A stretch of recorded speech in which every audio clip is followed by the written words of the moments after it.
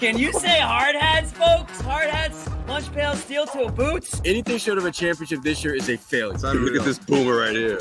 You've just got so much talent here. Somebody said we need to apologize for Jalen. Can I close it, John? What are we apologizing for? What did we say? What did we do?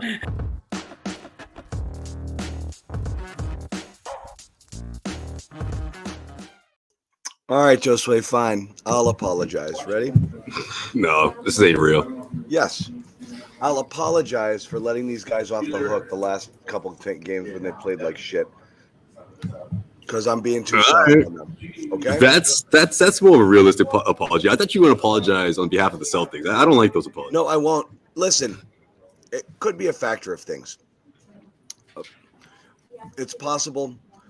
Look, I'm trying to stay even-keeled on it. I think raging back and forth. Do I think this game matters? Like, hugely matters? And Josue, I'm told your mic is loud. I don't know if you can turn down the gain there a little bit. Is it loud? Look, does it matter? No. Meaning, I don't think because of this game, this is indicative of why they won't win everything. Every champion who's ever played basketball probably has games like this and games like other bad games they've had this year. They still have the best record in basketball. Blah, blah, blah, blah, blah. The Lakers hit a lot of threes. We didn't hit threes. All the excuses. Fine. If you want to go down that road, it's fine. It's just what ends up happening is games like this, to me, Josue, are a reminder of what worries me about Tatum and Brown and has always worried me about Tatum and Brown. But when we overreact to it, people lose their minds. And so I temper it a tad because I do think it's a little much. Every single time there's a bad game, you freak out. Every time there's a good game. But you see snapshots of things that still bother you. And I do believe, among everything else, that top-down energy and leadership. Someone posted recently like their record since the energy tweet from Jalen.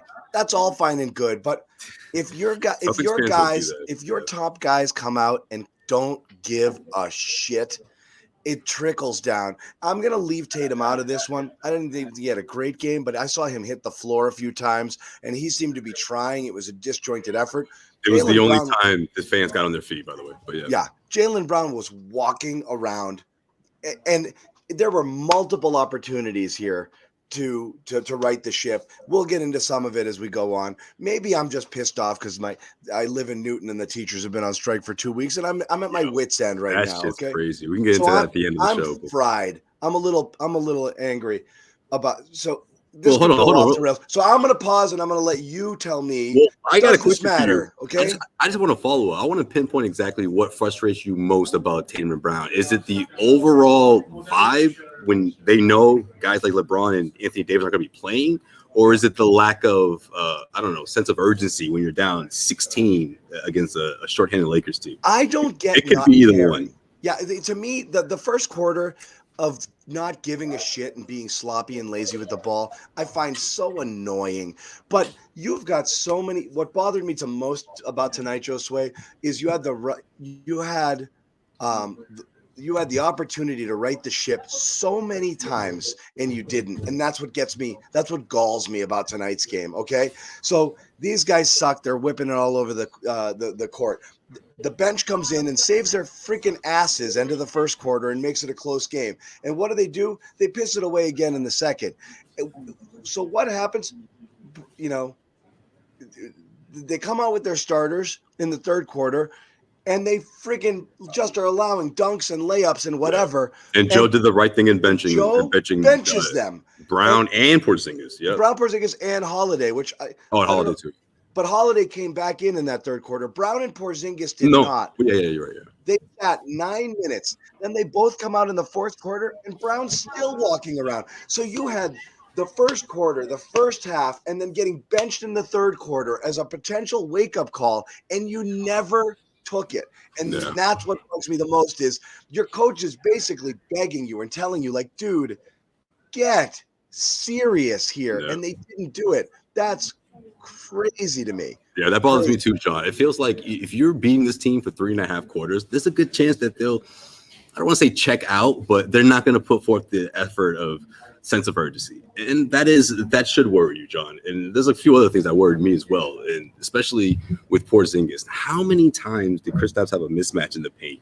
And he took advantage of it a couple of times here and there. But in that fourth quarter, I just don't understand the game plan of not trying to get back to that, trying to get guys to the free throw line. I know Tatum did his best. He was attacking when he could, and he got to the free throw line finally with 3 minutes left in the fourth quarter. That was his first trip to the free throw line, but it's inexcusable. I think the Celtics have to find a way to just make plays and execute down the stretch. You don't have Anthony Davis, for the Lakers, right? They don't have Anthony Davis. They don't have LeBron James. But then you have guys that just show up and set the table. D'Angelo Russell's one of those guys, man, especially when he's hitting three-point shots, 14 assists, getting guys going. And, of course, Austin Reeves. This happens from time to time, okay? So Austin Reeves, I mean, you should be ready for something like this. And if you ask me, he's the player of the game, obviously, just from what he did, just carrying it out all 4 quarters. But I also think the Celtics just never even made any type of adjustments in that fourth quarter to just, 1, stop the bleeding, and 2, just get better looks, get looks for your guys, who should have been named an all-star was probably going to go for Julius Randle anyways. That part is what drove me nuts because – look, Jackson Hayes, he played his ass off, especially in that third quarter. The way he started the second half, he set the tone. But Kristaps Porzingis, he should be able to counter that attack, whether it's on the mismatch, whether it's on the block. I just wanted to see him try it. And I know Hayes had a heck of a play against him, but I just don't understand the sense of not trying to attack the mismatch and take advantage of someone that you didn't have a year ago, a guy who makes a tremendous difference. And if you ask me, makes the Celtics a completely different team when he's out there. But I didn't see it tonight. I didn't feel it tonight at all. He wasn't engaged. Brown was never engaged. And again, Brown was never engaged. I'll give Tatum half a pass tonight, but not generally speaking, because there's been many games where it's Tatum who's the guy who came out sleepwalking and jacking threes and just going through the motions here. And, it wasn't a great game by him either. It just wasn't as bad as the others, but he's been guilty of this from time to time. And I do think, again, that's when we've talked about it, that the leaders there, and somebody put up a comment in there and about Barkley, and I know Josue's at the game, so I don't know if you caught it. What do you say at halftime? Barkley, or was it post game? It was at halftime. I didn't get to watch the post game because I was waiting to start our post game. Yeah, those guys are. Yeah, that was a bad question. Charles Barkley suggesting those guys usually go off at halftime, so that makes sense. They go to the next game quick. Barkley suggesting Tatum and Brown not tough enough to win a title. He said that they win on this. The Celtics are a team. The exact quote: winning on talent, not on hustle. And I think he told an anecdote, from a coach or blah blah blah and this and that. But basically. That's what he said. He's like, they're nice guys. I don't see that they're tough enough. They're not those guys that are just going to friggin' gnash their teeth and get after it. They have their moments, but they don't do it enough. And I know part of that is just their demeanor is passive. They are generally not thump your chest sort of guys. They're a little bit lower energy, sleepier, not as demonstrative. So some of that is superficial and maybe not necessarily accurate and maybe doesn't reflect how intense they are in games. But right. That's heat of the moment intense is a little different. But yeah. So again, and so when everyone talks about this, Jimmy put this well in a text. We've given the Celtics a lot of credit for winning games they would have lost last year. This is losing a game that they would have lost last year or the year before. They just never got it in gear, and they had so many opportunities playing a team that had nothing on the other side. Right. Yeah. I mean, look, it's just one of those games where I feel like, again, if you put forth the right effort for 3.5 quarters, you're gonna get them to break down. And I feel like at that 2-minute mark, even with somewhat of a runaway, from at least making it a 1-possession game, Jones will have benched them. And I hate to say it, but it was probably the right thing to do just to send a message because this one is ugly, man. Like, it's one of those games where you're like, do you guys even deserve to try to make a comeback here? You've had a lot of chances here. You're still not playing the right way. But, John, I can't help but wonder, how well they're being set up out there, man. Like, I just don't understand the way they're executing offensively, especially coming out of timeouts. There were a couple of great plays, or a couple of plays out of a timeout that happened in the first half, but after halftime, I just didn't see it, and the effort thing is worrisome, especially when you come out of halftime. But to start the fourth quarter, after a couple of quick plays from White and Porzingis, the guys who were out, it was right back to what we saw, and all of a sudden the Celtics were down by double digits again. I mean, this is the type of stuff that makes you wonder, like in the course of a 7-game series, like will this team show up again? This version of the Celtics, and if it does, man, that could really cost you a series. I just do think the margin of error is that thin in the playoffs, and especially when the Celtics team is lax. And when do they most lax, John? When things are going well, when they gotta, whether it's winning a handful of games heading into this one, or just finding out that LeBron and Anthony Davis weren't going to play. Like, is that a mental thing, John? Because I can't help but think it must be. Like, oh, these guys can't shoot like this all night. Sure, the Lakers average like 11.5 3-pointers a night this season, and they passed that by halftime. Like, I don't want to chalk that up as like, oh, the Lakers just made a bunch of threes, but it obviously put them in a great position. But the Celtics still were one run away. It felt like Lakers shooting 19 for 36 from deep. Guys making plays like Russell and Hockey Mura finally found his offense in that second half. And look, the athleticism and the way they were cutting off the paint. You credit the Lakers for the defense for sure, but again, if you pinpoint just the way the Celtics executed in that fourth quarter, play by play, there's a lot of questions as to why they didn't try to utilize someone like Porzingis, man. Like this, I just feel like this was that game where, especially in that fourth quarter, where it's like, man, just give him the rock down low and just see what that gets you. Just 2-3 times in a row, just see what happens. Like I'm sitting there thinking Missoula's going to do that, but he never did. He never did in that fourth quarter. Yeah, never did. I don't know. I'm not putting anything on Joe though. Nothing on him. No, not tonight. It's the dude. So you're okay with that fourth quarter from the Celtics though? Like just the way they played? Yeah, it's on them, man. I'm not doing the Joe thing. Sometimes I'm tired of this all like, oh, let's just try to get the best look. And no, sometimes you have to get the guy. You have to set up the guy sometimes in the NBA, especially in the fourth quarter when you're down. And if it's Tatum, okay. If it's Porzingis in that fourth quarter, sure. But I just didn't see enough of it.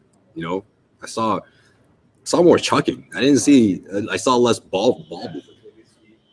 Yeah, I mean, look, I always get annoyed there when they get too happy with one thing. But I think they lost this in a lot of different ways. I think the turnovers. That's not Joe. It's a lot of different ways too. The threes. It's not the worst shooting night they've ever had. It wasn't horrible. They just, and again, you can put a ton of things into the Lakers hitting. They average 11 threes a night and they hit 19 tonight. That's not going to happen. So if the Lakers aren't hot, it's an ugly win, right? Probably. It's an ugly win. Yeah, that's true. Where you're like, God, they played like ass, but they snuck it out. Thank God it's the Lakers and they couldn't hit shit.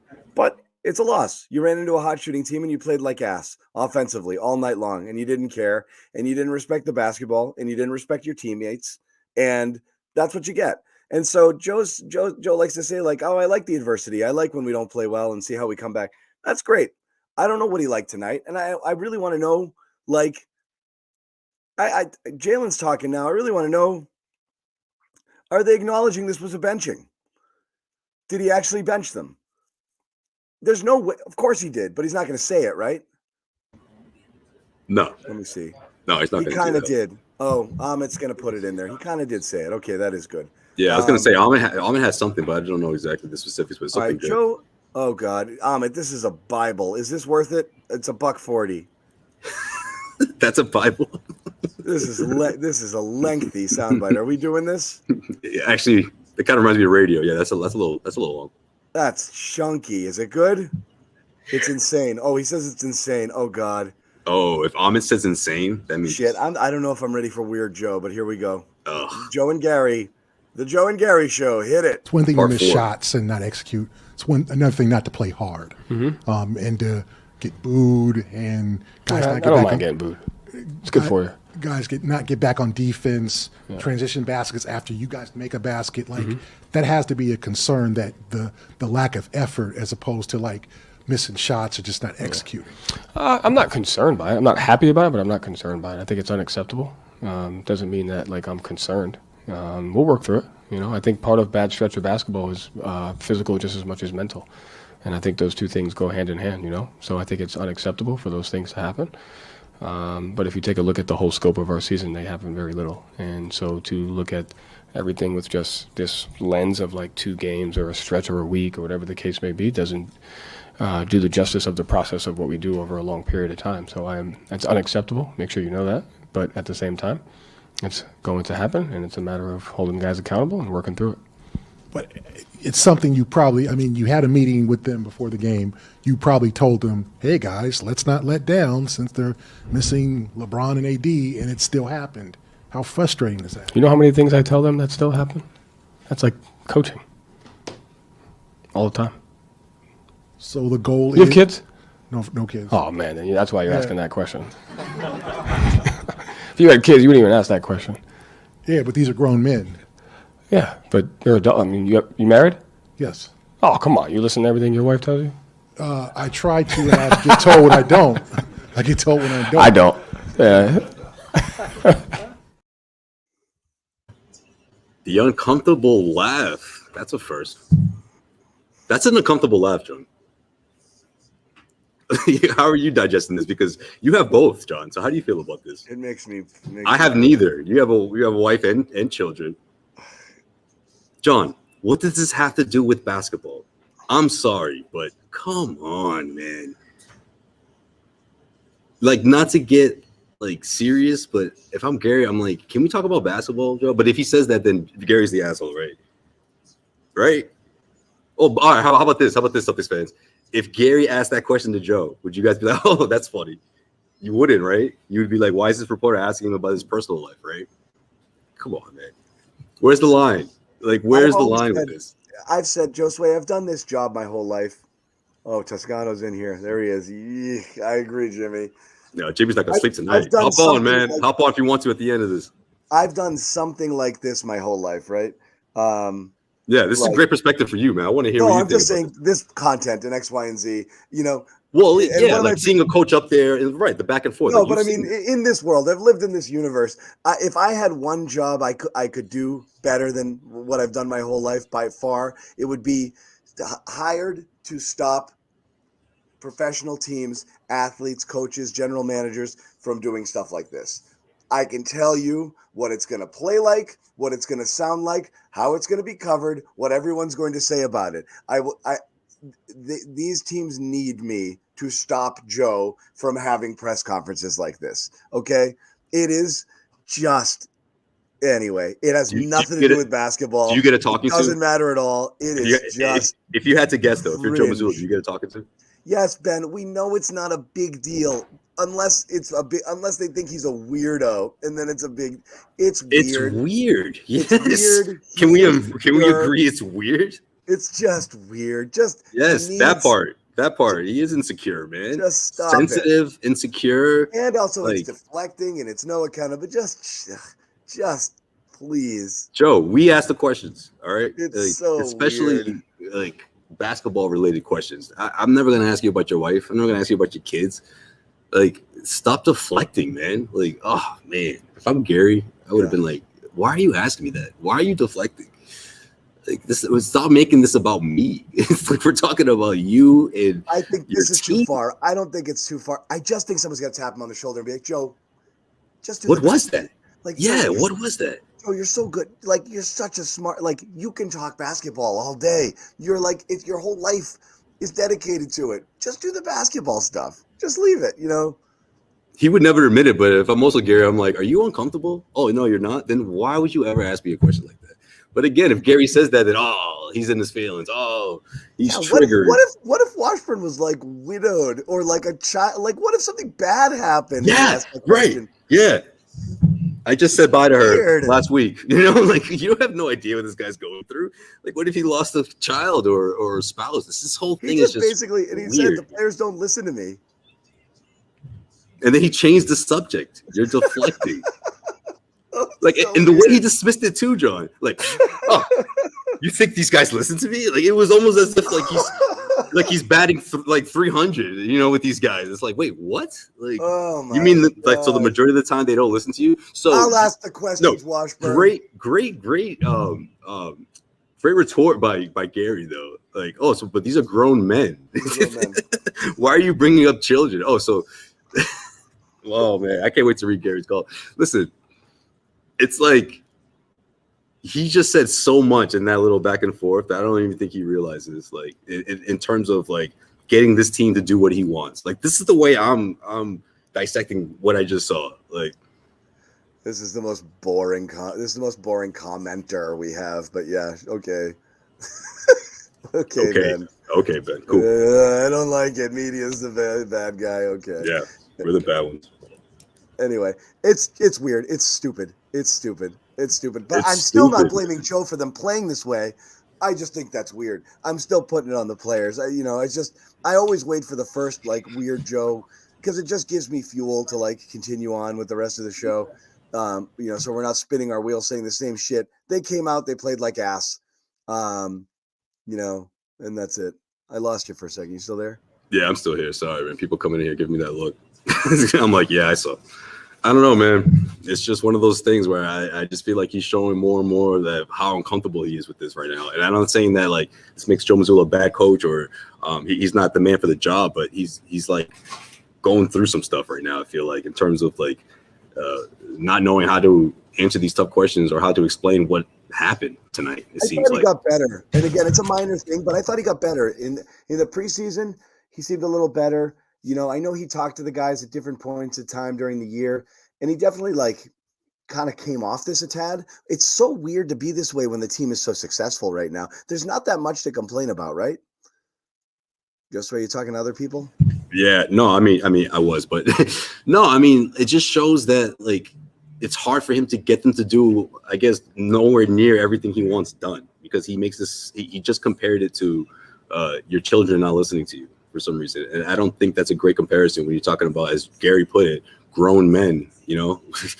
Who are who aren't only grown men, but they've been in this league for a handful of years, and I don't know, man. I just think the whole back and forth is different. I mean, to like, and then he switches to, oh, are you married? Oh, do you have kids? Like, it's weird. What does that have to do with anything? I think Joe just needs a press conference film session. I think Joe needs a hug and just talk with somebody.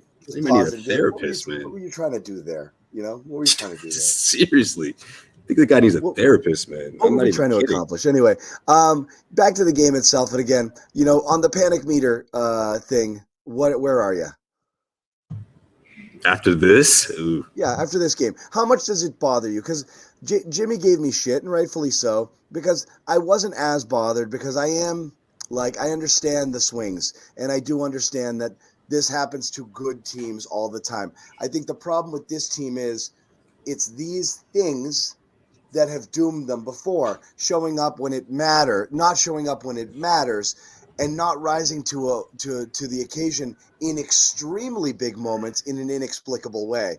And you don't understand it. So when you see it, like I said, it's just a weird PTSD of watching these guys and be like, what are you doing? What are you doing? Right. And that's what triggers me. And that's why I got a little triggered by this one, because the effort was so bad. No, I mean, probably at like a 5 or 6, and I know it's not really high because, like, to Joe's point, right? You can't put the entire season on what we saw tonight and what we've seen before, right? Where the guys just don't show up in the second half and the team takes advantage, even if they're shorthanded. But it worries me in the sense of what it's going to look like in the postseason, or what it's going to look like even before the postseason. That important 3-week stretch where a lot of teams, let's face it, pick up their stride and carry that momentum through. Look what happened with the Miami Heat last year. I mean, shit, people weren't even talking about the Heat getting to anywhere near the finals. They got in as a play-in, they locked in the playoff spot and rode that momentum all the way to the NBA finals. And you could say similar to what happened the year before that with the Golden State Warriors. Like, I just think all that stuff is super important. So, I mean, not to say, what Bobby and I talked about the other night when he asked me if these guys are bored. I don't think this is boredom, though. I really don't. I mean, it's a lack of, I don't know, like, oh man, no Davis, no LeBron, maybe a little bit of that. You kind of let your hair down a little bit, but the way these guys execute in the second half, and especially when you look at the way Joe Mazzulla's talked about finishing quarters strong and all that, you're not seeing that right now. And you wonder how much of that disconnect is between the coach and his players. I mean, he just compared them to kids, but I don't know. We have to see how they bounce back. Again, it's a small sample size, but it's worth talking about, obviously, and it's enough for me to put my meter at a 5.5, I'd say. Anywhere between a 5 or 6. 5.5. Okay. We'll see about that. We are going to get another Joe soundbite. Whether or not you can read into this, whether or not the Jalen thing was a benching. Josue is again. Yeah. What's up, people? Hey, what's up, guys? What's up, dog? I got you, man. Listen, play the clip. You got to play the clip. Who, me? I thought you were going to. I don't have it yet. Oh, my fault. I thought you were queuing it up. It's exporting. I don't queue. This isn't like I don't have a tape machine back here. I don't queue things up. I'm thinking in radio terms, I guess. I just press it. No, it's exporting. That's the term we're using here. I disagree with this. I think Celtics are going to still be the 1 seed. I guess when we talk they built this lead, which is I think is significant too. That 5 point. I mean, they haven't been this high in first place since 2008. So you can take that for what it's worth. Also worth mentioning, the toughest stretch of the season. I mean, it's kind of in the rear view right now, right? If you look ahead here, a lot of home games too as well. It's easier. Yeah. Yeah. So that helps. Because they didn't drive the basketball, guys. That's why. I brought that up at the beginning, man. They barely got to the free throw line. Tatum got there for the first time with 3 minutes left in the fourth. They went, what, 7 times? 7 for 7? They shot like 53s. I mean, Lakers took 26 free throws, John. Yeah, they made 19 of them. They shot 48 threes. Okay, so there you go. It's not like they're getting hammered. It's just, Yeah, but anywhere near 50 attempts, 3-point attempts used to surprise you. But now it's just, I mean, do we really think the refs were favoring the LeBron-less Lakers at the Garden? Like, what's the rationale behind that? Lakers are playing good defense, man. No, they played well. Defense. Yeah, friggin' Vanderbilt. Yeah, he set a tone early. He was feisty. Yeah. Bringing in Bobby Manning. Bobby, tell us things. Oh wait, first I'm going to talk about this. Is Jaylen Brown. We do want to talk about this briefly. Brown was benched essentially. Josue, we still see your lips moving. We still see him. Yeah.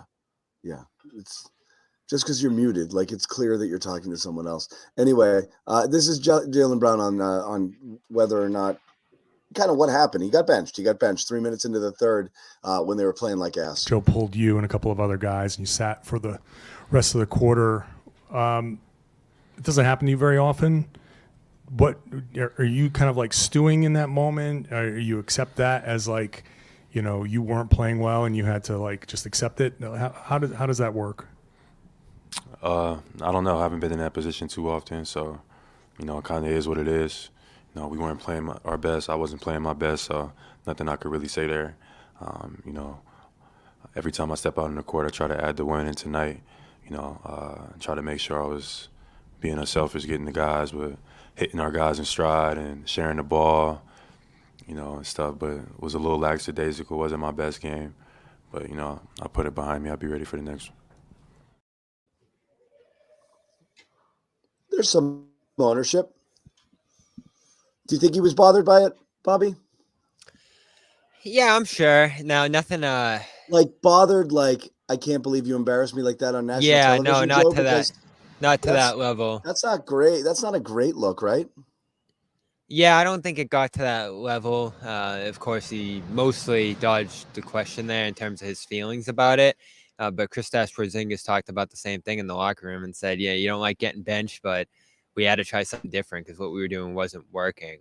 So I do think, just seeing guys in the locker room, seeing the demeanor of guys, that this one didn't rock their confidence in the coach. In fact, I asked Kristaps, what Joe's message was and, did he agree with it? And, he did say that, they all generally felt like they can learn something from this and that, in games where you win, which, I think is relevant for the Pacers and Pelicans game that preceded this, you might get away with certain things and forget about mistakes you made that are going to stick with you after a loss. And, this does end a long stretch of games here.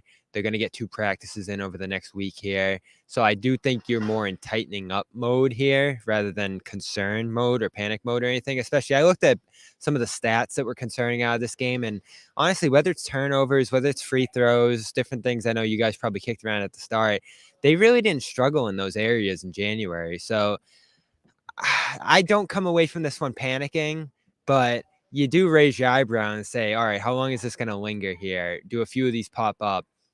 There were a few games in January. The Pacers won, the Rockets won on the road, but you turned it over a ton and still won in spite of that.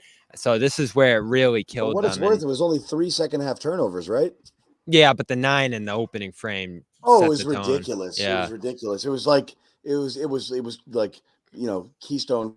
It was just like a blooper reel. It was So, every other listen, possession. I think, I got enough of a feel that Joe's approach to this game seemed to go over well with the players. I don't think there was anybody turning their head at him or what he did in this one, or even what he said after the game, which of course, in Joe's fashion was trying to turn down the heat and not cause any panic over this one.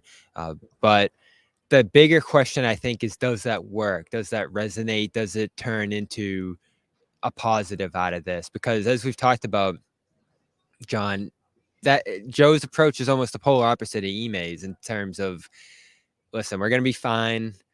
I know you guys are freaking out. It's one night. This stuff happens. In fact, he walked into the interview room and was like, that's the NBA, right? And it was an interesting press conference, really. It was almost like he was trying to swing it toward jokes. I asked him like what the turnovers stem from, and he was like, oh, you saw those, right? Those were something. I was like, yeah, what caused them? And he was like he didn't even answer the question. I wonder how it goes over, how it flows into this next string of games here. I know they're running into some really easy opponents this next week here. So if you lose any of these games against the Grizzlies and Hawks and Wizards, that's where you're going to be like, all right, what's going on here? But this did feel like an anomaly. And Kristaps said too, when LeBron, when Davis, and those guys are ruled out, he was talking to Holiday and saying, oh, here we go. Like, this is going to be a tough one because that's just how it goes sometimes. So this was a rough one to watch. It was puzzling at times what they were doing out there, because this isn't who they've been all year. And so if you want to call that an anomaly, I guess I'll give it to them for now. But I feel like in recent weeks, John, I got to pull up the games here, there's been a few of these. So you start to look at them and say, all right, what's going on here? But for now, it doesn't seem like it's a trend of anything. Do you feel differently? Like about this particular game or this stretch? Yeah, I mean, you go back to the Bucks game. This one just, like I said, I kind of said it last time. Jimmy gave me some heat. Like, I'm not concerned, and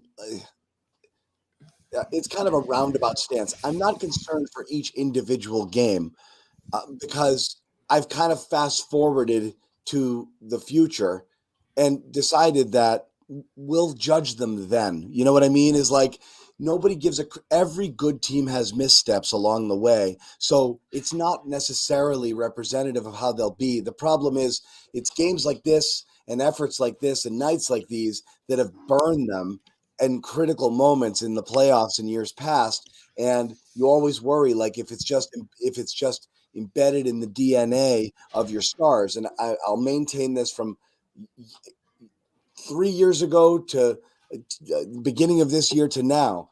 The additions are great. It's Tatum and Brown that are gonna win or lose this for you, and how they come out and how they play and whether they're serious all the time and whether they're focused on what they're supposed to be doing, whether they cut down on the mental lapses, don't freestyle it, don't force it, make the right reads, be patient, let the game come to them, play defense, do the little things, rebound, hit the deck, play tough, be leaders. If they do those things, they've got a great, great chance. But if they shrink in that moment, they're dead. Like, they're dead. And so when you see, tonight Brown walking around, or the nights that Tatum clearly is disinterested and just chucking threes, those kill you. Yeah, I hate seeing it because it's a reminder of what you've seen and what you don't want to see. But in a vacuum, one game like this I agree with the chatters and the fans who say it happens all the time in the NBA. Don't be so myopic here. Like, it's not like just the Celtics. I get it. It happens. But with these guys, it always worries you some because of their past and because it's a championship or bust season. Yeah, and that's what you look at and say, what the hell? There's a level of focus and consistency they should be demanding of themselves in this moment. And to their credit, I'm sure they showed it on TV, John. Tatum got pretty fiery there in the third, both on the bench and on the floor, to try to rally them in this one. And this, I think, did mostly come down to Jalen's lackadaisical play, as he said in the quote there, and Kristaps just being completely off in this one, which is obviously abnormal for him in the year he's had. A lot of settling. The transition defense, that's been a little bit of a consistent theme in their recent let-ups here, is their failure to get back and set themselves and not fall in the matchups and not get out of rotation into those quick entries into the half court. I mean, the Lakers flew into the zone in this one and just had the Celtics all crossed up. And that's what leads to 15 offensive rebounds too. I want to call a quick timeout and talk about this play. I don't know if this is how Fuzzy intended it. I don't know if he's saying like they've won a lot. I know what he's saying. They've gotten away with it. So I would agree there. That's a concern. So we've lauded them for playing like ass and finding ways to win and not caving in and not losing these games, which is cool in the regular season because you have so many of those last year, like, the OKC game or the Knicks or whatever. And you're like, oh my God, this is end of the world sort of stuff. The sky is falling watching them play that way. And they've won a bunch of games playing poorly this year. And that's a bad thing because in the playoffs, you won't do that. You're not. There's too many good teams. You could be facing a really, really good team in the first round. So it's really, and more realistically, by the time you get to the second round, you're facing a team that if you don't take seriously, they will absolutely beat you. And talent alone won't win it. And so that's a reasonable point here to not be thrilled when they can mess around and still win the game. And it would stand to reason the roster is much better this year. You'll get away with more of those games based on your talent alone. We said it all year. You can have two guys play, walking around, chucking shots, missing it, and then everyone else will correct it for them, right? The other talented guys will kind of pull them out of the mire, and you can survive. You've survived games this year with bad Brown and Tatum nights at the same time. That's something you could have never done before. And really, if you had one of the two completely off, you had a 50% chance of winning. You can get away with it now because of the talent. Yeah, you're right. Yeah, and when you look at the recent games, the Pelicans-Pacers game, you squander big leads in those ones. The Clippers game obviously was a big sore mark against a really good team, but still, the Heat game, historic shooting kind of drove you in that one, and you were still going to win the game either way. But you go back to the road Rockets game, which wasn't great, and Dallas game had its lapses, the late game execution against Denver. So you're on a little bit of a extended run here going back to mid-January of some games that you didn't come away from feeling great out of. And, could even go back to that Milwaukee game if you really wanted to bring it back to that point. So there's some concerns here, John, and the things we've talked about all year. They can't get to the free throw line. It's a real struggle for them. And Joe really didn't have an answer for what, he said it to me before too. You can't force the other team to foul you.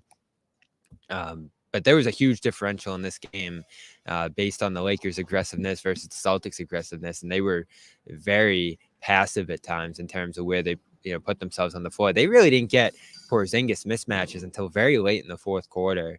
That's where they've generated most of their free throws from this year. So that's a concern I have. Transition defense, it's building. Defensive rebounding, they've had some difficult nights in that area recently too. We can get into some other stuff too. But those are the ones that really stand out to me. Turnovers, I feel like they've had timely ones, but I did look, John, that's one of those things. They were first in terms of fewest turnovers last month. So I guess you can scratch that one off as abnormal, but they have had timely ones. Someone sent me a cool stat that Brown, I think, has 7 0 turnover games this year. I think how many do you think he had all of last year? Fewer than that. 5. So he already has more 0 turnover games. So again, And he It's had not won as that big, New Orleans game 7-0, it's I not think. as big a problem as it is. So it in fact magnifies it when you see them doing it, because it's just not caring. It was just sloppy, sloppy, sloppy. Yeah. Yeah, and that does happen this time of year. You're getting into the All-Star break. You're trying to just survive and get through that 15, I think 16 now games, and however 20-something games here. So it's been an extended stretch of play. They're just getting into this home stand here that's going to keep them here for a little bit. So I don't think this is a panic game, but it is the first time with no excuses, really. You look and say, what the hell was that? Like we did often last regular season. And those concerns from those games last year, and there were many, many more than this year, those drove, despite a similar reaction from this team, from this coach, our doubts about them going into the playoffs, and they reared their head among, their reliance on the three last year, specifically their defensive issues, which we really hit on throughout last regular season. Different issues than some of the things we're talking about here with this team, but things that did play a factor in those playoff disappointments they had. Yep. Let me ask you this. I'm not doing blame pie tonight, but I will do concern cake. I wish I had a graphic for it. What aspect of tonight's game are you most concerned with? A lot of people in here putting it on Joe. A lot of people here putting it on Brown. Some people putting it on Brown and Tatum.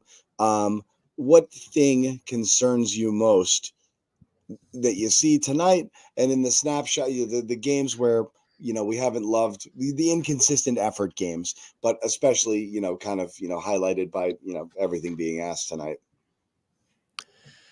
I think the number one thing isn't on the court. It's their demeanor in terms of not being more upset about this, or at least reactionary to it, in the sense of this was bad, this is unacceptable. And Joe did use those words, but you just didn't get that vibe from any of these guys. I know we'll probably hear from Josue on Jason's approach, but I do already see him saying, just move on. And again, that was something we heard from him in the playoffs last year. That was something we heard from him throughout last year. And I know Kristaps got asked too, like, do you have to sit on this for a little bit and just kind of feel it and assess it? And I just don't think that's how this team approaches these things. And, maybe they'll get into it on a deeper level, given some of the off days they have coming up and the practice opportunities. But they should be a little more angry about this one, especially Jason, who did seem to be demonstrably upset on the court with how things were going and trying to get the team going and all that. So that's number one. Number two, as I mentioned, you really in a game like this need to be able to get free throw line to slow things down, to build some composure, to balance the math that's going against you. And obviously this was an abnormal shooting game from the Lakers by a long stretch. But yeah, that's one I keep looking at. And then is the defense just slipping that much, John, to where you're having these mistakes, to where you're not looking dominant, to where you can't ramp that up in a game like this where things are going against you the way they were offensively? Maybe you were mad about some calls, maybe shots didn't go in at certain points. Where they finished from three in this one? 33. So it wasn't a horrible. great night from three. It's not the Clippers, Yeah. But it wasn't great. Yeah, but you couldn't lean into that defense to really get close when you needed to. I mean, they were within 10 pretty much the whole second half, John. They were right there in striking distance. They needed one run. You win this game. The lazy man's way back into the game is keep chucking and hope that they fall, right? The way you grind these out is you just suffocate them on defense, right? And again, granted, Reeves hit some tough shots, and the Lakers shot an ungodly number from three. They average 11 a game. They hit 19 tonight. So that's an anomaly. You don't expect those, but even on a decent shooting night, they make 14, 15 of those. So it happens, but I still can't decide whether it's a good thing that they brush this stuff off or it's not. That's where I kind of get stuck, because I don't want to see them. Do we need to see them throwing chairs and screaming and yelling and this and that? I don't know. I think fans like it. I think fans want to know that they're pissed. But I've said this a million times before, in post-game commentary and stuff like that, like, Do you want to see a guy? You want to see Jalen going and spazzing out on the bench and yelling at people? Do you want to see in a post game them just flipping out? I don't think they want to give that to the media and like, okay, here I am, put on a show. Look how mad I am. They're like, I don't want to talk to you about this. I'm pissed. But is enough. that there? I'm Is that pissed there enough with already. anyone in that room? What's Like, that? does anyone? Of course, we only get to talk to certain people after these games. Like, did Drew come out of this one feeling like, what the hell was this, guys? And Yeah. was there sentiment lower down the roster of like, what the hell are we doing?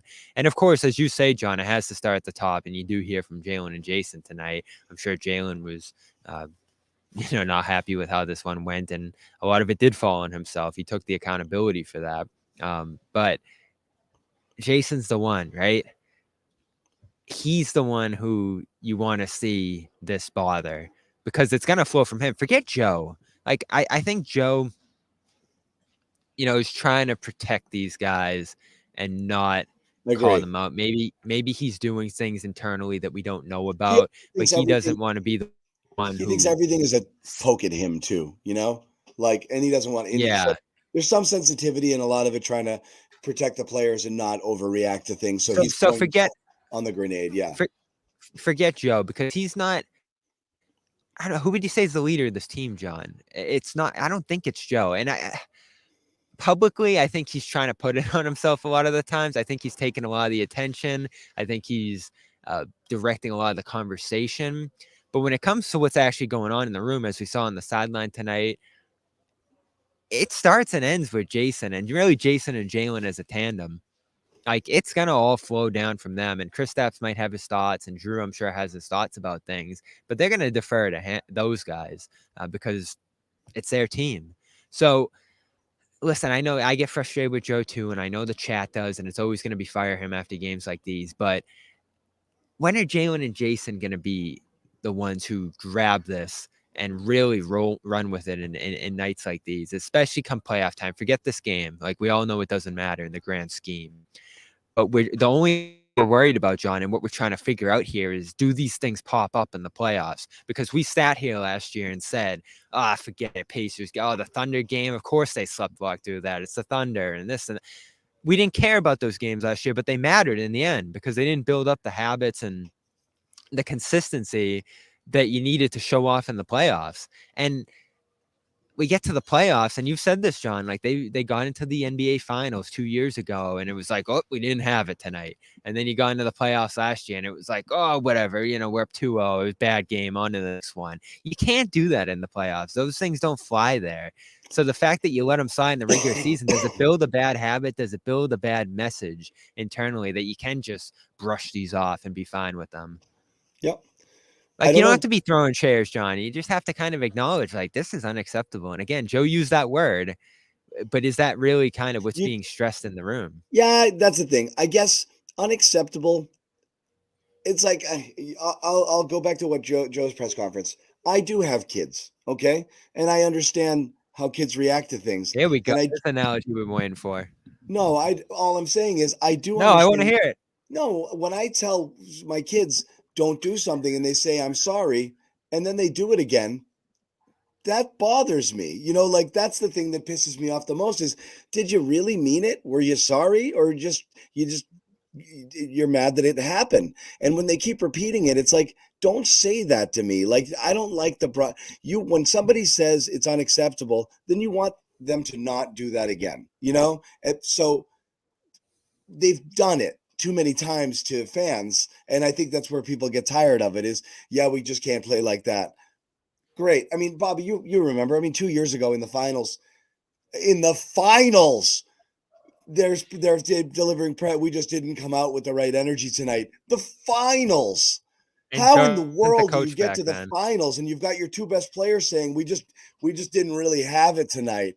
Oh my God, Yeah, and Joe wasn't the coach back then. And Joe wasn't the coach. So this is what I always said is like, did it with Brad, did it with Ime, like that's the stuff is like, and that's why I want to fast forward to the playoffs. The Jays have it or they don't. That's it. Like, they're either going to be the guys who lead you or they're going to be the reason you lose. That's it. It's not Joe. It's not, oh, well, Holiday ended up not being as good as I thought. It's those guys. The bench. Why didn't they add a guy on It's the bench? those guys. It's always been those guys. So it's on them. It's on them. I will say one thing, and I'm just going to. It was Luke. This is Can't blame obvious, Luke and it goes tonight. without saying. Anybody in the chat says something culturally, racially insensitive, misogynistic, if you go at each other in an insulting way or you insult somebody on the program, at best you're getting put in timeout, and at worst you're going to get blocked and removed from the show and the chat completely. So please, come on, be respectful of one another and don't say dumb shit. Anyway, back to this. It's the Jays. It's always been the Jays, and that's what it's going to come down to. And let's hit on Jalen because we talked about it earlier, John. The All-Star nod, the column from Lowe, the assessment of the analytics and all that. It's fitting almost that he had the game he had tonight because we've gone at it over him here, and he needs to be better than this for things to go the way you want it to this year. And the worry with him that I think so many people have, and you included, he can sometimes put too much on his own shoulders, and when he tries to do too much, it can really derail the offense. And it hasn't happened in a while, but tonight was an example of that.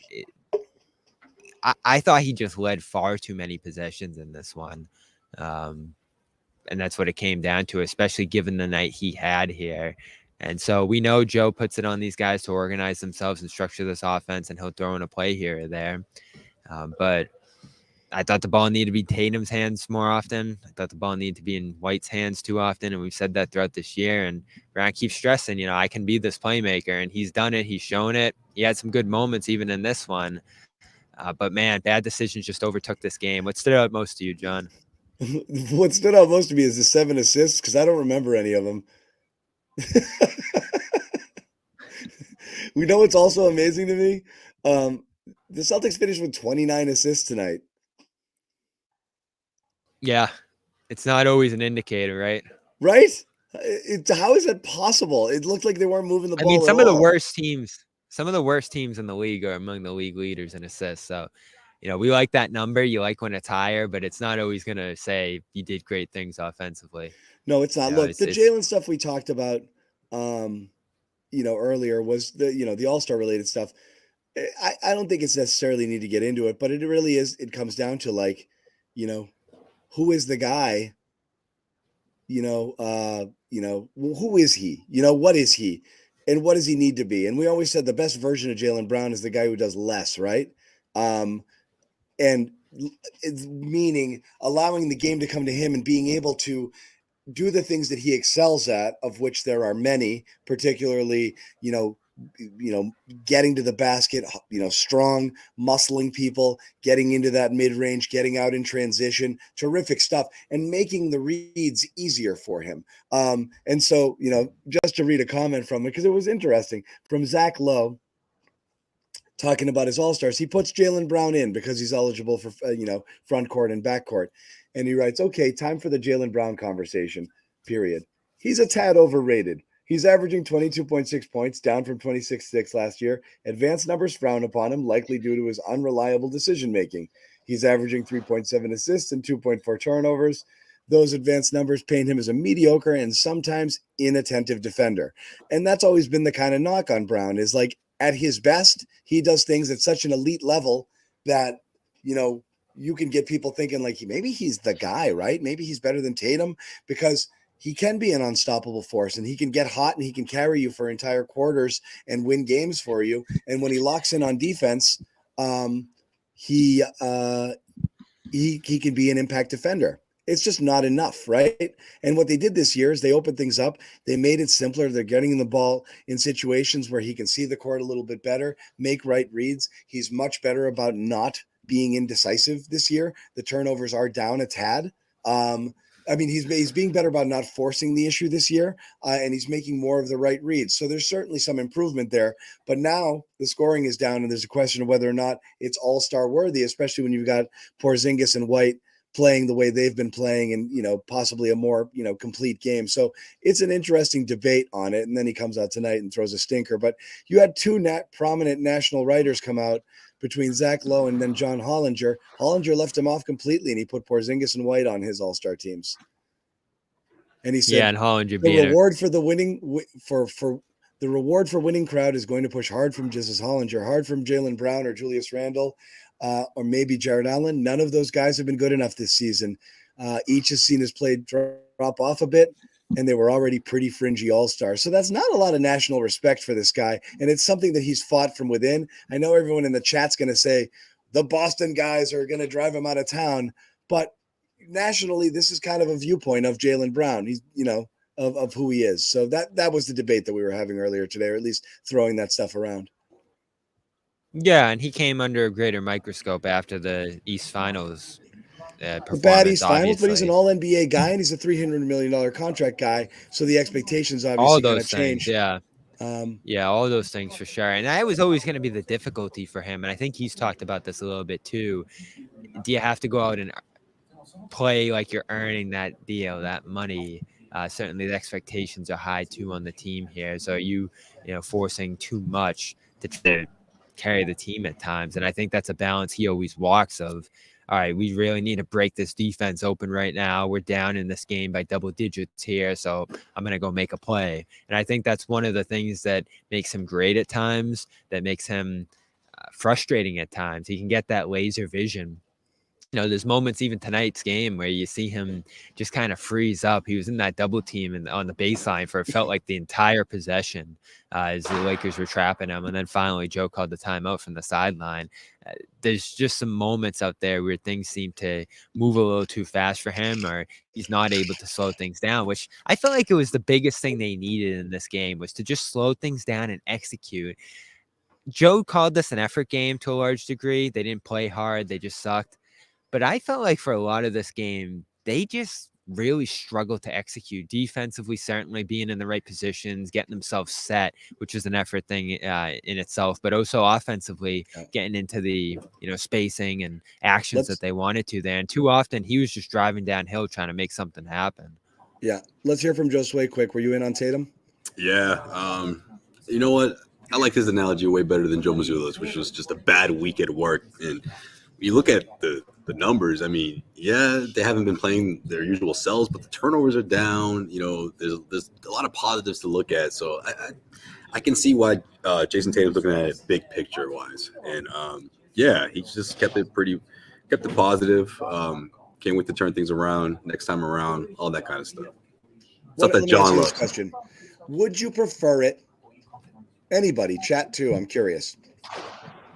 Would you prefer it if Tatum came out and lost his mind and said, I'm looking at myself and up and down that bench and some of our guys were supposed to be leaders and we didn't do it tonight. What if he called people out? What if he threw some bombs? I wouldn't like it, to be honest, because they would show that they're very unstable mentally, that this loss really got to him. Whereas if you're in the game, though, unstable mentally, yes. No. I mean, if that was in game, though, during a timeout, yes, I would love that. In game, he does that, yeah. But pouting up at the podium doesn't have the same effect, if you ask me. Okay. In game, I would love that. I would love that. In a timeout, getting in people's faces, Tatum, I would love that. You know what? Tonight was like something I haven't seen in a while from Tatum when he got that loose ball, right, Bobby? I mean, just screaming on top of his leg. He almost looked like Paul Pierce in Game 7 when he grabbed it from LeBron, man. Like, he lost it. And I was hoping that would carry over, for the team. Thought it would. I thought it would for the team. Did you think when that happened, John, that they were going to go on that run after that? It never did, man. It never did.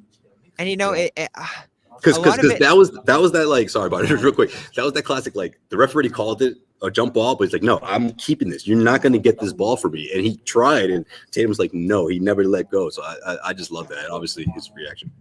Well, that's there in this one, right? And the benchings are there, John, which isn't something Joe does often. So you did have those 2 attempts at the top to instill some accountability there, at least send a message. I mean, I don't know if you talked about Josue, him, getting into the guys on the bench there, but that's not common from Tatum either. So the fact that they attempted that, even if it didn't work in this one, I think is a real step. And listen, as we've always said, if the accountability is happening internally, that's fine, even if Let me they don't ask want to this. bring it public. But we liked what Ime did that year. At least I did. You know, you Well, had that. Ime called them out flat out. I'm changing the And that's a question. Well, that was a question I was going to ask you guys. Do you want to see Missoula do that? Because obviously it worked I that thought season. he might tonight. And, you know, maybe I was stupid for feeling that way because he just doesn't do it. But I feel like tonight was that bad. And that, you know, he benched 3 guys at the beginning of the third there. I thought it was coming. Like, listen, guys, I've tried to let him off the hook, but tonight was awful. Let me change the question. What if Tatum said, not calling people out, what if he said, we are never winning a championship if we don't break habits like these? What if he said something like that? What if he said something to that effect? That's what we're waiting for. Yeah, I would love that. Because that's what I mean is like, I think I've been trying to figure out where you want to see it. Because we said this about Brad and he's like, oh, you know, he just never got to the point where you felt like he sensed urgency over what we were seeing. And that's kind of what you wanted. It wasn't like the throw the chair moment or the ranting press conference. I think I phrased it incorrectly the first time. It's the acknowledgement that this problem, it could be a big problem if we don't fix it, as opposed to, nah, we're fine, you know? So it's not that you want like your pound of flesh to have them necessarily, and you kind of do, you want them to mirror what you're feeling sometimes because it makes you feel better. But also you want them to acknowledge that like it needs fixing and not that it's okay. And maybe that's kind of what you're more looking for is that kind of vibe of like, yeah, this could be bad. We cannot have games like this. Instead of we'll be fine. We just had an off night. It's very passive, John. I don't like the off night stuff because the off night is excusing it. They do these things. You know, they're the team that goes out there and plays, and then they'll come out of these games talking like, oh, you have those nights sometimes. That stuff just happens. And it's true. But you as the coach, you as the stars on the team, you're supposed to be the ones going out there preventing it from happening. We said it last year, all year. And it drives me crazy, Josue, because I don't want to see this start happening again. You have to take care of it now, because when it happens in the playoffs, all of a sudden you're looking left and right and, you know, guys might get attached. Like I feel like we're reliving it a little bit because all last year it was fine. Who cares? Move on.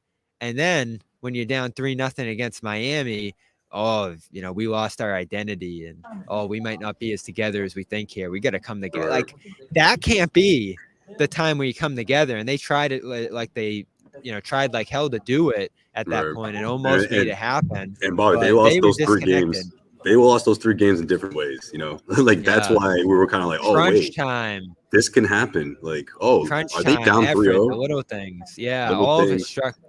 Yeah, and you know, another factor last year, you were super healthy on that run. So, you know, health wasn't an excuse either there. Health was an excuse tonight. So the through line, John, is what scares you. Because we've seen this team do it. It's a different incarnation. You have more talent. You have more safety valves in terms of you might be able to get away with doing certain things just because you're that good and you have other guys that can save you here. White, Holiday, Porzingis, all the way down the line to the bench that continues to play really well. I mean, the bench almost saved them again tonight. Hauser comes in, raining threes. Yeah. Pritchard had a big shot. Like, it's on Brown and Tatum. And, you know, I'm glad to hear Brown take accountability for this one, but does he mean it? You know, Tatum, just move on. I forget Joe. Joe's going to do what Joe does. We know it at this point. I think you look at Tatum after this one, especially with what he said, Josue, right there. And, you know, stop me if you disagree with this, but we've heard this from him before, right? Move on. Yeah, throw it in the trash. On to Memphis. We know they can beat Memphis. We know they can beat Atlanta. We know they can have a good week. But what are you taking from this one? Were there any takeaways from this game? Things they got to do better? Things they got to work on? Like, you can just broadly say, oh, we got to do, you know, we got to go to practice and tighten some things up here. But what needs to get better? Is there any acknowledgement from that tonight? I don't think anything. I don't know if there's any acknowledgement. I do believe it is a bad day at the office. I do believe it's one that you could easily just say it happened and they could go out and win by 70 next game. And everyone's like, see, Like what were we worried about? And they've done that before. It's not that. It's that if this is part of who you are and it can come out at any time, it can come out at the wrong time. So you want to nip it in the bud, and you just want to recognize that you can be this way and that you shouldn't be this way. And you're supposed to be professionals, and you had everybody healthy, and you're playing an undermanned team, and you're not supposed to play with your food, and learn from it and say that, like, yeah, this is embarrassing shit. But I don't know in terms of the game, like we want to nitpick certain things. I don't know. Like, I mean, is there anything about the way they played outside of the effort and the, and the sloppiness, particularly with how they started? What the way in terms of style? Like, look, there's things that we can talk about those things. Like, look, is it going to be a team that's too reliant on the three, that doesn't get to the free throw line enough, that doesn't create enough easy baskets, that doesn't create enough turnovers? All of those things could kill you in a game, Bobby, right? But they have so many things that they can beat you with. I just don't necessarily worry about it. I'm not going to get too hung up on those aspects. No team is perfect. No team can do everything well all the time. They do a lot of things well, and they can defend at a high level, and they can switch, and they can do a bunch of different things, and they have multiple guys who can create their own shots, and that's just something they've never had in the past. So overall, the good outweighs the bad by miles and miles and miles. So I'm not going to nitpick the aspects of their game that aren't perfect. It's really more a matter of when the other team ratchets it up, are you ready to answer the bell? And that's why I keep saying, I guess it's more of a mentality thing, right? And it's a mentality, Yeah, and you gave up.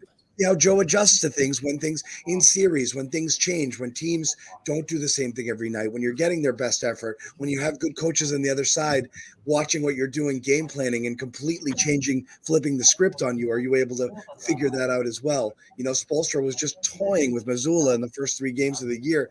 They're like, oh my God, the zone, he's going to kill us with that. And then he plays an entire game without going to zone once, like stuff like that. So I don't know. I mean, those are the unknowns. How's Joe going to react? How the Jays going to react? It's the same thing. They're just better equipped to handle it this year. Yeah, but why is that though? I mean, you have 2 guys you didn't have last year that changed the dynamic of your team. Like, use them. I just want to see that utilized more often, and especially in Porzingis. But look, and you do wonder if it was Ime, if he'd kick him in the ass, right, Josue, and just be like, just fucking I don't play think defense. there's any doubt. Shit, Yeah. Yeah. Anyway, go ahead. Especially a game like this. Yeah, that's a really good point. So yeah, I mean, I just think that's something that is part of the players knowing what's best for themselves and down the stretch in the fourth quarter. Because let's face it, they're the ones that have to rely on that muscle memory to make the right decisions. But it's also got to be a little bit on the coaches, right? Like, you got to set these guys up. And I just think offensively, outside of that drive from Tatum down the stretch in that fourth quarter, I just didn't see a whole lot of plays being set up. I feel like they're just freestyling out there, and that's good in some of the time. We've seen these guys pull it off, especially in a big way. I mean, look, big picture wise, so they still have the best record in the NBA, and clearly one of the more dominant teams in the NBA. However, when they're not playing that way in that fourth quarter, and it seems like they're just struggling to find to make a play, it worries me. It does. It generally does, because I don't think, or at least I haven't seen a lot of the times in those moments where Joe Mazzulla draws up a quick play for what this team really needs, out of the timeout plays. Like, he's just not that type of coach. Yeah, and he hasn't been that. You talk about him trying to set them up with that approach to be able to be a little bit more random and creative and self-sufficient in the playoffs, right? It can't be a parade of timeouts saving them in a playoff game. So you understand that mindset. But on the other hand, there might be a situation that calls for a heavier hand from the sideline. And that's been me and your biggest issue with him all along, John, is that he won't put his imprint on plays enough, at least moments where things are kind of spiraling, to add a little bit of structure, to maybe run a play in a non-conventional way, to get a guy involved that, might throw the defense off. Like, you really, and I want to go back and watch a lot of this game, because I feel like I didn't get a great feel for it, in the moment here in terms of what went wrong offensively. But I agree with Josue there. It seemed to be a structure thing. They seemed a little rattled, as they fell behind by double digits, particularly right after halftime, to where they're missing shots inside. they're not getting clean looks at the basket. Things are a little crowded in there. That is the one thing I think Joe acknowledges a lot after some of their worst nights is the spacing wasn't there and guys weren't in the right positions in terms of freeing up that lane because, they had a pretty good third quarter, John. They won it. They got better shots. Tatum got going. But I think they missed 6 shots in the paint, and almost all of them turned into points the other way. All of them probably could have been cleaner looks in there. And, that's still a philosophical debate here with Joe is I think that's what makes him nervous. They'll get there. There'll be maybe a 50-50 shot at the rim. And if you miss it, boom, you're dead the other way. And that showed itself tonight. Does that make them a little more hesitant to go there more often? You wouldn't like to see that because I do think it's an element they need. More rim looks, more free throws, which I think are directly correlated with that. So some of it's basketball, some of it's mentality. I think more of it's mentality, John, because it's the situations they're in. Crunch time, big deficit, a game where your opponent's missing its best players that rattle them. It's not the talent on the other side or a star on the other side or anything any other coach is doing out there. Like I think they're pretty sound in their X's and O's as much as a few of the points there might frustrate us. So it's a mentality thing. This game was clearly a mentality loss. And did they have the championship mentality? Because we know they have the championship roster. Yep. There's no doubt about it. Yep. And we're all sitting here saying they're going to do it this year. Sat there at times last year saying they're going to do it this year. So they've had the rosters. It's been the mentality thing that prevents them from doing that. So it's tough to measure. It's tough to quantify, especially with this team. It's tough to get them to talk about it. So I think we're all just kind of sitting here in the dark waiting for those big games in the playoffs and seeing if it's going to rear its head. Before we wrap, here's Jason Tatum talking about it. I mean, like you said, we got a couple of days of practice and look over things that we can do better. Today, Thursday, it's just a bad week at work. Everybody here got a job. Nobody has great days every day. And, we're no different. This is our job. We would love to be perfect. We would love to win every game and make every shot, but it's just not the case. But, we got to be better and look ourselves in the mirror, and that's what we're going to do. Don't we all, Jason? Bad Dave, that was electric. Anyway, we're gonna. It's funny too because that was the biggest quote of the whole thing, man. That's why. Guy just makes me want to run through a wall. Anyway. So maybe they're right because we saw. But see, John, that's the type of motivation you need during a game, though. I don't want to see him up there being like, "This guy needs to do this." That. No. I want to see it during a game because then in that moment. I think you'll get a response from your teammates. I think. I'm pretty sure. And they did it tonight, right? If it's Tatum doing it. It didn't work. It didn't work, but they did it tonight. And you say it all the time, John. Who cares what they're saying after the game? It's a lot of lip service. We saw them actually go out there and try to rile each other up and fire each other up and get a response in terms of benching and all of that. And that's pretty rare from this group. So is that a step in the right direction? Do those things fire them up and put them on a little bit of a run here? Do the practices, as they say, help here, tightening things up?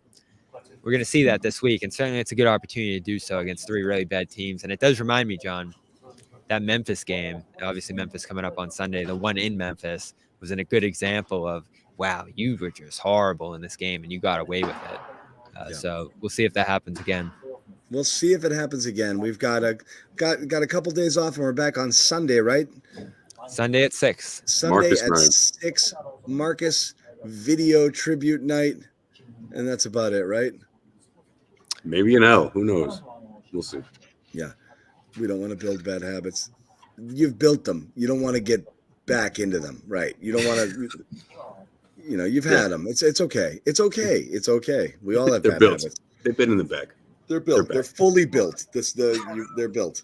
But again, they have avoided them for the better part of this year. But as Fuzzy put in the comments, and other people have also said, you've gotten away with some stuff because you are so talented. You're not going to get away with it.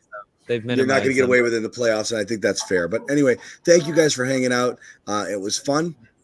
And yeah, I know it was a hate show, but we're not really hating. It's like I said, it's the concern cake. It's a concerned show. You want to make sure that they're okay. And there's nothing to be super concerned about. Almost every single game like this, you're going to ask, does it matter? How much does it matter? And that's kind of what we're trying to figure it all out. So again, thank you guys for hanging. Thanks, Bobby. Thanks, Josue. Check out our Celtics YouTube channel. Subscribe, like it, share it, do all that good stuff. Check us out. We do appreciate you guys hanging with us every night. We will see you. I appreciate that. We will see you guys on Saturday? Sunday. Just said it. I just said it, but I'm looking for the outro, and I'm trying to wrap the show. We'll see you guys Sunday. Wait, Amit's got an outro for us, I think. No, he doesn't. He said he was going to work on an outro. He had a phenomenal game. Phenomenal. Forfeit's out. I think it's an auction. That did not sound like a chair. It was a freaking chair. It does sound like a chair.